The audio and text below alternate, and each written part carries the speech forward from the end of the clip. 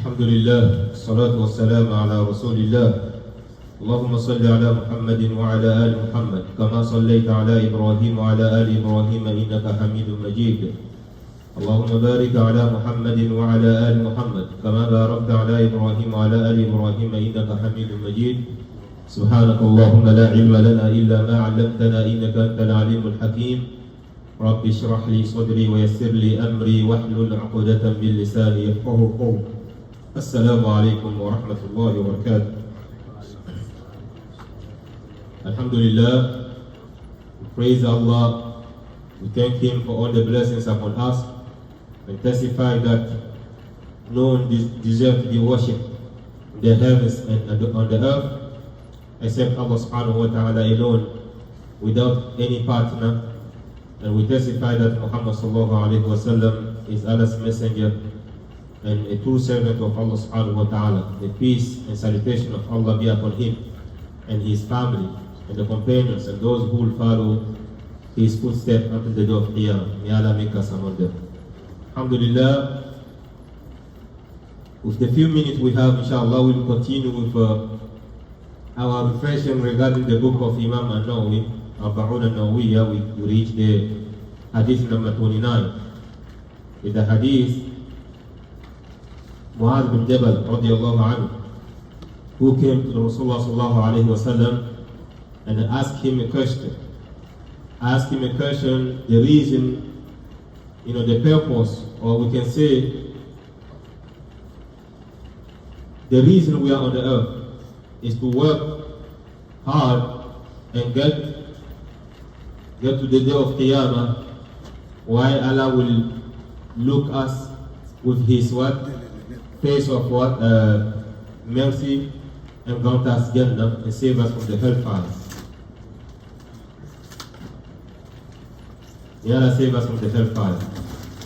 He came to the Rasulullah sallallahu alayhi wa sallam and he asked him a question. He told him, tell me, O Messenger of Allah, tell me about a deed by which I will gain entrance of Jannah. I will gain the entrance to paradise and be saved from what? The fire. And Rasulullah sallallahu alayhi wa sallam told him, لَقَدْ سَأَلْتَنِي عَنْ عَظِيمٍ. You have indeed asked me about an important matter. وَإِنَّهُ لَيَسِيرٌ عَلَى مَنْ يَسَّرَهُ اللَّهُ عَلَيْهِ. The matter which is only easy for the one for whom Allah makes it easy. And Rasulullah sallallahu alayhi wa sallam started telling him, تَعْبُدُ اللَّهَ وَلَا تُشْرِكُ بِهِ شَيْئًا. The first thing is what? You should worship Allah subhanahu wa ta'ala and do not join anything in partnership with Him. Do not commit shirk. We always talk about it all the time. Brothers, shirk. My sisters, shirk. Today, the world is full of shirk.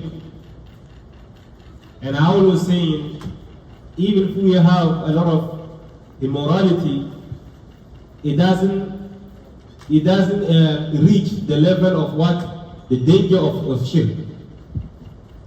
You will see a country or an area where everyone is on shirk. Then when they see immorality, which is not normal, also we have to fight every kind of evil. They are ready to just fight immorality, but they are not ready to what? To fight shirk. Everyone is dealing with shirk. You see how Shaitan play with foolish mankind? You see a person with alcohol, everybody is always will just blame him. Oh. But the person of shirk can even lead us prayer. And we say, I'll get behind. I don't know if you understand. The one with alcohol, it is major sin. We understand. We have to understand alcohol is major sin. But shirk, majority of the scholars, they don't call it sin. They call it muhlikat. Because it destroys you. And in ladam baban al-kufr. When a person commits shirk, that's it. They are out of Islam. We see? So Shaitan always deceives human beings That's the trap of shaitan. We always take, those major sins that are immorality. When a person, have la ilaha illallah, he never commits shirk, even when he will be punished the day of Qiyamah at the end, he will end up to Jannah. But the one who is committing shirk, he can go every year to Hajj, every Ramadan, Umrah, and fasting even, some Sayyidina Dawood, alayhi salatu wassalam. We know about it, right? He fasts one day and then he breaks the next one. That person can fast all those things. But if he passed away, he died upon shirk, he will never make it to Jannah. So we have to be careful. Rasulullah sallallahu alaihi wasallam gave him advice to what? His Sahaba. He told him, تَعْبُدُ اللَّهَ وَلَا تُشْرِكْ بِهِ شَيْئًا. You should worship Allah and do not associate Him with anything. Don't commit shirk. وَتُقِيمَ الصَّلَاةِ. And you should also perform the salah. You should what? Establish the prayer perfectly. When the Rasulullah is always talking to them, he always tells them to qiyim. In the Quran is always وَأَقِيمُ الصَّلَاةِ. Not sallu. Okay? وَأَقِيمُ الصَّلَاةِ. It's not just come and pray. No. You should always make it the perfect way. You should establish the way Rasulullah sallallahu alaihi wasallam has done. And look at us how we pray. May Allah save us. That's what we said, especially the prayer of Isha and Al-Fajr. It is so heavy for people who have hypocrisy in their heart. Rasulullah sallallahu alaihi wasallam said, أَثْقَلُ الصَّلَاةِ عَلَى الْمُنَافِقِينَ. It is those two prayers. The most heaviest salat upon the hypocrites is the prayer of Fajr and Isha. If they know how important those two prayers are, they will even come to it, even if they have to call. But we see if you have to be careful also. And Rasulullah sallallahu alaihi wasallam in another hadith say, anyone who pray for the sake of Allah and never miss Takbirat al-Ihram for 40 days, the person will be saved from two things. From hypocrisy and from what? Now he will be saved from what? Hypocrisy and from what?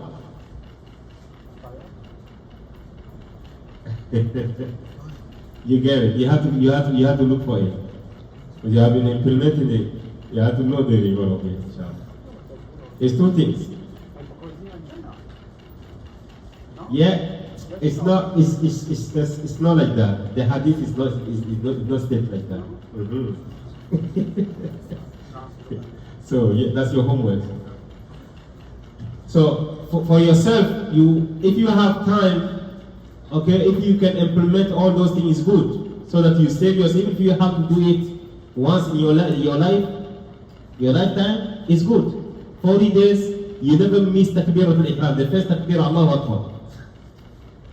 It's not going to be easy, especially us living here in New York, in the United States, where you run after the train all the time. You have to catch the two train.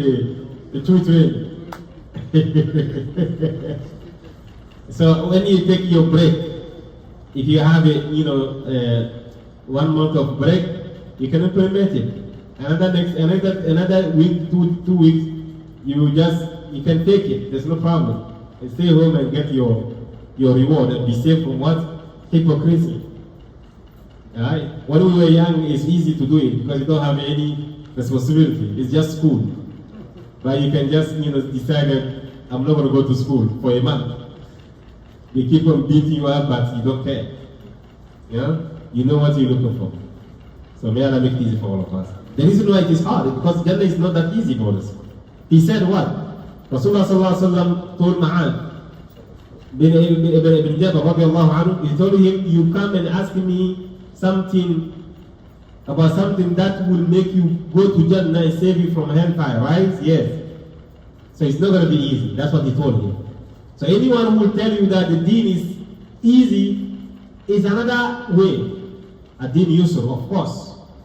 Yusr, when you want to really implement it, is easier.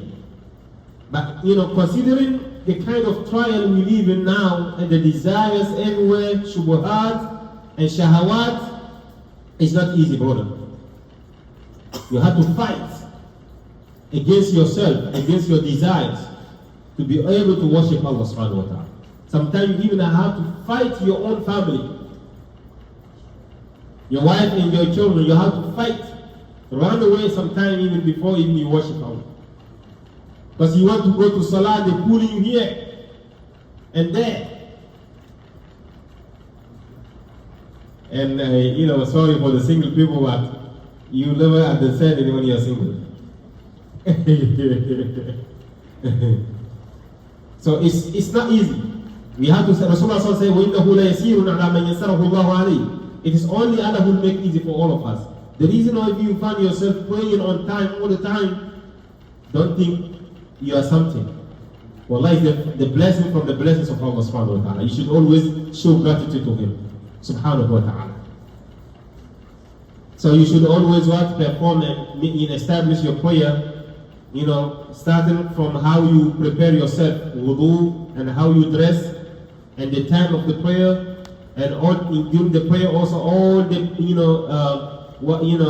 the arkan salah, the wajibat of salah, you make sure that you put them on their places until you finish. When you finish also, your salah is not done until you get out. The reason why if you miss with something after the prayer, you have to be careful. The bid'ah will be rejected. May Allah save us. For 2 years zakat, then you should pay the zakat. People don't pay zakat, and I have mentioned it always here, that people think when the masajid are organizing, which sometimes we say, we always say that it's not right, organizing during Ramadan, that since people cannot afford, people don't, accept food or whatever it is, and people don't accept food, but they claim they are poor, but they don't accept food.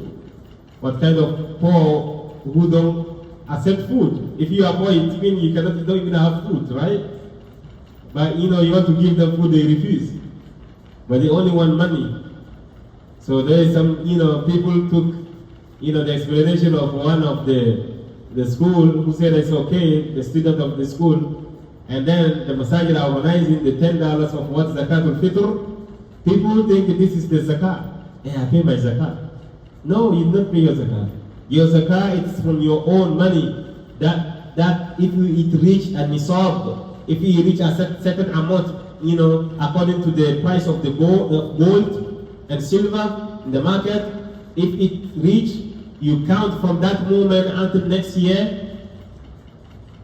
If you still have the amount or plus something more than that, you have to take out from it the zakat. It's money you have to give to what? The 8 people that Allah mentioned in the Quran in Surah Tawbah.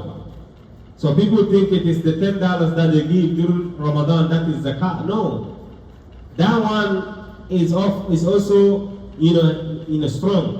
But the one we're talking about, it is the pillar. If you don't pay it, you owe Allah. The day of Qiyamah you have to pay. Until He said, الَّذِينَ لَا يُؤْتُونَ الزَّكَاةَ وَهُمْ بِالْآخِرَةِ هُمْ كَافِرُونَ.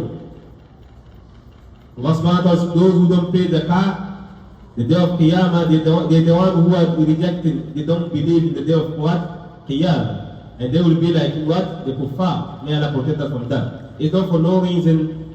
We know the softest of the Sahaba, Abu Bakr radiallahu anhu, he fought people who refused to pay zakat after the death of Rasulullah sallallahu alaihi wasallam. And tomorrow, the one we know he's tough, he said, how can you kill, Muslim who say la ilaha illallah? He said, no. Anyone who make difference between a salat and a zakat, I will fight him until they start paying zakat. So we have to be careful. If you have an amount of money, Allah, you have to take it out. Zakat is meant to purify yourself and your wealth. Today, if you see there's no barakah in our wealth, is because we refuse to pay zakat. Today, if you see we have a lot of troubles from the children, from whatever it is, because the money you take to feed your children, you do not take what is supposed to be taken to be to purify. Allah will purify. خُذْ مِنْ أَمْوَالِهِمْ صَدَقَةً تُطَهِّرُهُمْ وَتُزَكِّيهِمْ بِهَا. When you take out your zakah means what? It is to purify your own self, your family, and your wealth, and Allah will put more barakah in it. So may Allah make us understand. وَتَصُومُ رَمَضَانَ وَتَحُجَّ الْبَيْتِ. So Rasulullah sallallahu alayhi wa sallam just told what Ma'an, the 5 pillars. He should stick on La ilaha illallah and never commit shirk. And what? Perform the prayer. And what? Zakah. And so, and what? Al-Hajj. The 5 daily period. If you do it, it is a key for you to go to Jannah. To save yourself from what? The hellfire. The reason why Rasulullah said it's not going to be easy except the one Allah make easy for. You see people, they have means to go to Hajj, but they keep on delaying. Allah did not call me yet. But Allah can call you to pay your ticket to go back home. But when you come to Hajj, Allah did not call me yet. May Allah save us from those kind of statements. Rasulullah sallallahu alaihi wasallam continued, he said, Ala adulluka ala abwab al-khayr. Should I guide you to the path of goodness? Fasting is what? The Sawmu Junnah is a fortress. It's a shield for you. Fasting.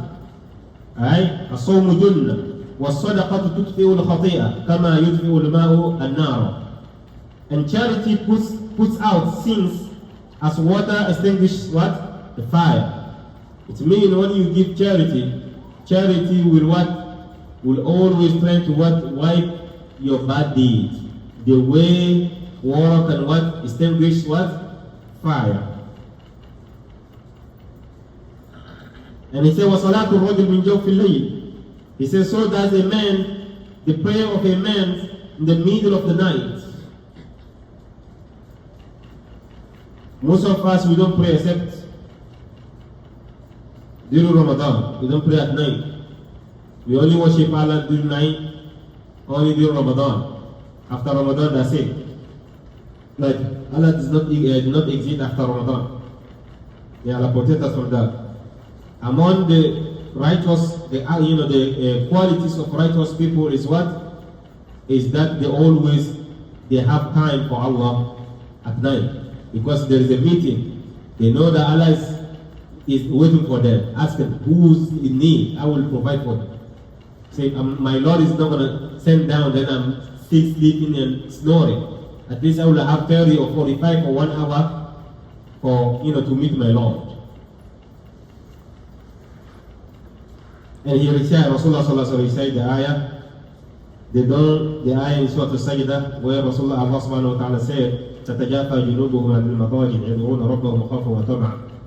And they aside forsake their bed. I mean, they, took themselves away from their bed. And then they stand at night praying. It means they don't sleep the entire night.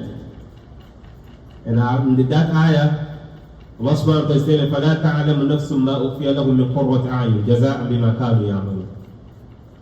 قُرَّةُ أَعْيُنٍ, even if people trying to explain it, you're not going to get it, the complete meaning of it. The delight, the happiness that those people feel, there's no soul that will understand it.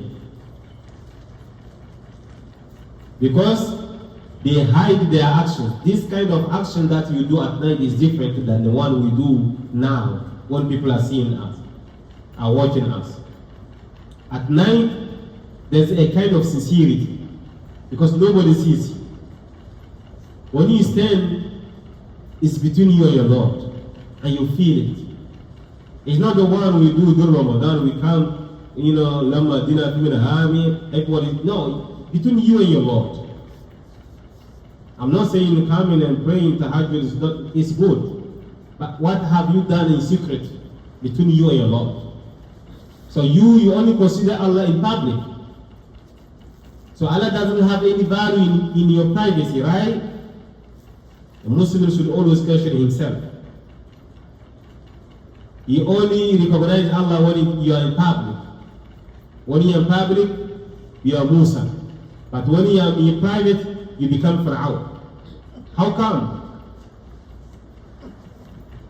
Right? Subhanallah. So may Allah save us from that. A Muslim should always, if you want to see your honest or sincerity, try to work on your action more in what is secret. When you give, don't let anyone know. When you are praying, pray more in secret than what? In public, in the eyes of people. Because Shaitan will play with you. Even though in privacy also, if you don't pay attention, Shaitan will be there because he will never leave you. You have to understand that. But now here, nobody sees you. It's between you and your Lord. How long are you standing at night? How long is your sujood when you are praying in your house? Nobody sees you. And how long you make it when you are in public? Compare it. And you yourself, you will understand. The way you say Allahu Akbar in public, and the way you say Allahu Akbar, you are dressed to pray in your room. How did you dress? There's that friend of me that I know who, when he wants to pray at night, like he really dress up. So usually even his family will say, "Where you going, Dad?" I say, "No, I'm going to my Lord." So he dressed up, putting all the perfume like he's going to a wedding before he stands in front of his Lord and pray. So things like that is good. You try your best. Allah deserves something that is what nice. Why when you want to pray is the moment you put on any kind of clothes. But when you go for an invitation, you look at yourself on the mirror more than 10 times. So Allah is the one who deserves what is dirty. Right? So we have to be careful. Our Iman. We have to work on it, sincerity. In what? In secret. What we supposed to do in public, come in Jama'ah and pray, we have to do that. But in secret, we have to increase our actions regarding prayers, regarding supplicating Allah, dhikr, regarding what's the name? Giving charity, helping people, whatever it is. We should increase in secret. And this is between you and your Lord. Nobody knows. Some people have done it, and it's after they pass away that everybody realizes that they are the one feeding them. Even the one who he is feeding doesn't even know who's feeding me. A person has been feeding people for 40 years. Different family in the village. None of them knows that this is the man who is what? Feeding us. Because what happened, he doesn't charge people to do it, he's doing it himself at night. He's carrying, a bag of food and living in the houses. During the night, that's how he's doing every month. Until when he passed away, 2 days after, they did not see anything. The people did not see anything, they realized, oh, this is the man. And the one who watched him said that, yes, I saw scratch on his back. Look at the people have been doing good. And I gave you an example of one of my ustads who was explaining me when he was in Medina. He was his sheikh, and then one of the good people come and then give him an envelope of a lot of money. He did not even let anybody see. It's only him and the one who gave him. So in Africa, the way they raise us, if I know Ibrahim through Al-Hajj, if Ibrahim did something to me, if Al-Hajj, if I know you through what? Al-Hajj, if you did something between me and you, what is good, I have to say, oh, Haji, because of, the blessing, of me knowing you, Allah put barakah in it, Ibrahim blessed me with something. So I will come and reveal to him that you did a good thing to me. So that's what my Ustaz did. He went to Ustaz, he said, look, your friend really gave me something, if you can greet him. My Ustaz said the next day, when he sees this man from far away, the way the man just changed his face, he was like, maybe he did not see him. The moment he came to me, he saw him, and then he was going to say, don't talk to me. The man got mad. You went and revealed my secret to your Ustaz. You see the education we have? They give an education that if a person did good to you, you should show it to your loved one so that they greet him. But these people, they don't care about this kind of education. They care about their reward. And they don't want anything that will come and what mess up their intention. They don't want anything, they will close that door. We see the difference, right? So the man got mad right away. So he said he was yelling at me until he himself was scared that the man would beat him up. So he was explaining, you see how things are happening. We care about what people come in and greet me. Because back home, if somebody did good to you, like I said, if I know you through him, and then you have done good to me, you give me, and then between me and you only, nobody even come to say thank you. You say, I don't know, people can be that evil, so ungrateful. That's how that's how they say. And even him, if he heard that you give to me something and then I not tell him, he got mad. He will get angry. You see the difference between niyat, the intention of people. So we have to increase our intention when it comes to what? Action. And how do we prepare that, or do we train ourselves? Is to increase our action in secret and do not read. Don't even expect anything from the person you have. Even think, don't even expect. Because if you expect things from him, until now you don't want reward from Allah. إنما نطعمكم لوجه الله لا نريد منكم جزاء ولا شكورا ولا تمنن تستكبر. So even the Sahaba, radiallahu anhum, when they feed a person and then the person finish and they say Jazakallahu khairan, the Sahaba himself will say Jazakallahu khairan. So that the way he pray, it doesn't match with what, because I give him food, that's the reason why you pray for me. No. He will give him back also Jazakallah khairan. So may Allah make us understand. So it's always good, our intention, we don't let our action go vain. Because of what? So Sheikh Fawzan says it's incorrect. No. For people, because you know what people do? Whenever they give you something, they say, just make dua for me. Yes. It's not right. Don't say that. It's not right. You can ask a person to make dua, but it's not the moment you give to them. It's like, that's what you want. Muqabal. So now you give him, and then you ask him to make dua. Which you can ask usually, like if we are only like a sheikh is walking, I will tell him, let us all be dua.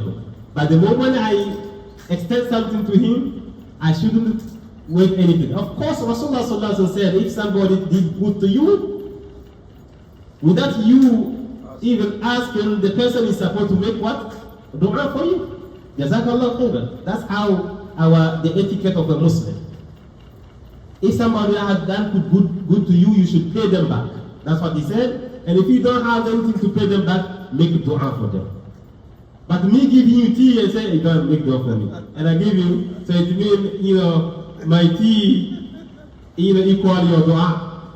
If you don't make dua, it's a debt.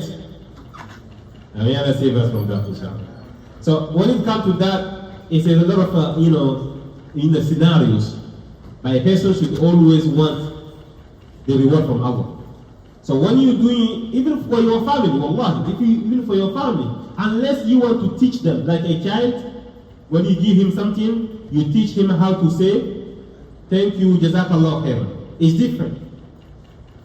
But when you are giving a grown man, a grown woman, you help them and then you want them to make dua for you, no. But your people, you teach them how to be grateful to people, because you have to know how to appreciate the gift that people are giving you. You tell them that you are happy about it, and may Allah reward them. Inshallah, may Allah make us understand. This is a very good hadith, inshallah.